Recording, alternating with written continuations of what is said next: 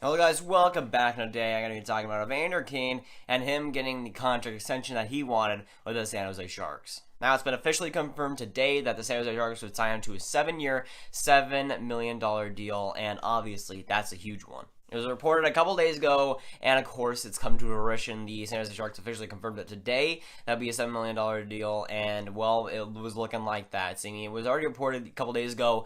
Kane was in Europe, so he couldn't sign it until he came back, so that's why the delay was there. But they officially signed it today, which means it's a done deal, of course. Now, of course, the 26-year-old winger had a great season with the San Jose Sharks and with the Buffalo Sabres this season. He had 78 games played, 29 goals, 25 assists for 54 points. He got about 14 points in 19 games with San Jose. He did pretty well there in the playoffs this season with San Jose. He had 9 games played, 4 goals, 1 assist for 5 points. Not too shabby, and he had a decent run with San Jose. Definitely worth it for San Jose at least to get him at the deadline for only a first-round pick. Of course, with that deal, it means that San Jose will give up their 2019 first because they re-signed Kane. That was one of the not deal breakers, but that was one of the things, that was one of the conditions into that trade. If the San Jose Sharks re-sign Evander Kane, then their first round pick in 2019 would go back to Buffalo, and of course that's happened, so Buffalo has an extra first round pick going into the 2019 season. Now, of course, it's San Jose, so it's not going to be realistically a great pick, so it is going to be later in the first round, but still, that's a first round nonetheless for Buffalo. That'll definitely help them as long as they draft somebody decent. Now, Evander Kane had a great year, a career year, but that's just what it was, a career year. And at the best time when he's becoming UFA, Evander Kane picked the best time to have one of his best seasons. At 26, you're pretty much in the middle of your prime. You're pretty much exiting it. So realistically, for Evander Kane, getting in that $7-year deal, that's going to put him at 33 when that contract ends. It's not terrible, but still is a pretty lengthy one. I don't see his production going too much farther than this. I don't think that he'll get really any better than this. Maybe he gets a couple more seasons that are like this, but I don't see him maxing any more than these amount of points unless San Jose gets him a lot better teammates around him still. But I do think that even though he might have a good season again, I do think that he's going to be a little bit more declining. I feel like he'll have like 3 or 4 more seasons where he's around this production, where he's around that 50-point mark, which is good for him, but not worth $7 million. Like, the $7 million, once I heard that, I'm like, are you crazy? Like, guys like Marchand, guys like Pasternak, guys like probably Nylander, there's so many better wingers out there that are getting paid a lot less. And yes, that is the price to pay when it's an upcoming UFA, but $7 million for a guy who hasn't even gotten 60 points in his career yet, that's a really, really steep price. And yes, those Pasternak contracts and those other contracts are beautiful ones, but with San Jose, you kind of want to get a little bit more closer to that.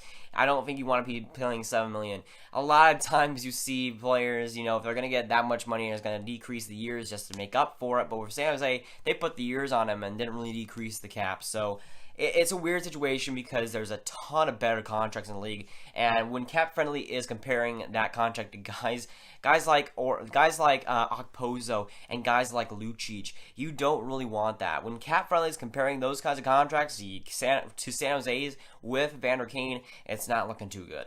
But I do like him. I do think he's a decent player, but he's not worth $7 million. You're going to give a $7 million deal to someone. It's going to be a guy that'll be close to a point per game at least a couple more times in his career. He's in his prime right now. I don't think that he's getting 80 points. And for $7 million, you'd like a little bit more of an impact player. Kane is a good player nonetheless, and he's played good with San Jose and with his time there. But $7 million for a guy that has never gotten 60 points in his career, has only gotten 30 goals once, is pretty ridiculous to me. Pasternak has gotten 30 goals twice, and he's not even up there in age, and he's got a lesser contract.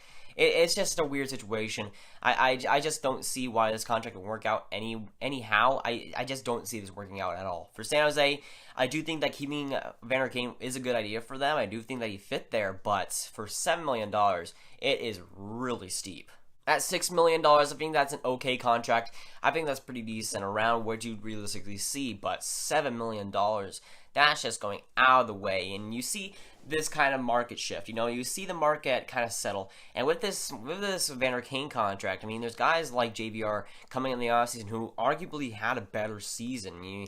A lot of people think that, and if JVR had a better season and he's proven more throughout his career, then what's JVR gonna get? Is he gonna get more than Evander Kane? This is the problem. Evander Kane, or I don't even think JVR deserves $7 million. A team will probably give it to him because they're stupid, but if Evander Kane's going to get $7 million, and what's JVR going to get? That's the real interesting thing here. Because I think some people underestimate how much that these contracts before the re-sign phase actually impact things a lot. We could see JVR go for a lot more because of Evander Kane's contract. I think that obviously both of these contracts will both go down as bad, but I just think that JVR, he has to get at least that amount of money, right? So it's going to set the market. These kinds of contracts do set the market. Even though Kane might not be impacting being on the free agency pool, he'll be impacting how the contracts look like and how the actual free agents' contracts will look like, just to be the comparable. For San Jose, again, I do think it was a good idea to resign him, but $7 million, dude, it is just a steep price. For a guy that hasn't hit 60 points in his career, he might do that, but again, he's pretty much in that middle part of his prime where he's pretty much towards the end of it. And if he's going to get 60 points, it's probably going to be next season because by that point, he's getting a lot older. He's not the young guy that he used to be. It's going to be a problem when San Jose, even though the term might not be too much comparatively to other contracts, even though it might end at 33, which is not too bad, I do think that $7 million for a guy that hasn't proven himself as a $7 million guy in the NHL, that contract, it just worries me for what San Jose's cap is going to look like. And by the way, this contract basically confirms they're out of Tavares' situation. That money they had, yeah, it's locked up like that. Evander Kane pretty much took all of it. There's no chance at San Jose getting Tavares now. If you thought that's going to happen, it's not happening anymore. Evander Kane's contract pretty much settled that, at least with San Jose. And again, I'm kind of worried for San Jose's cap. I mean, I do like the San Jose Sharks. I wish this contract will work out well, but I'm so skeptical about this contract. It's just a lot of red flags that we've seen before. We've seen other teams sign guys like Pozo, Lucic, and all these contracts that, might work out well, but ended up not being that. So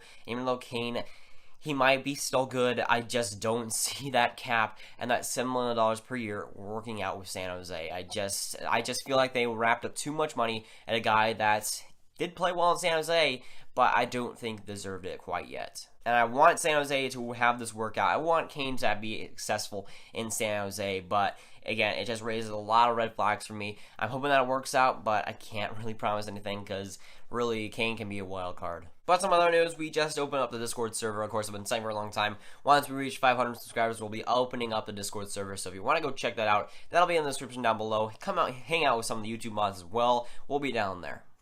And that was pretty much the 500 subscriber special. There wasn't anything too crazy. I just saying that we're going to open a Discord server. So we just ended up doing that for 500 subscribers. That was pretty much the gift to you guys too. So that's going to be it for the guys. Make sure to like and subscribe. Tell me down below what you think of this signing. What do you think of this signing? $7 million per year in 7 years for Evander Kane. And I'll see you guys later.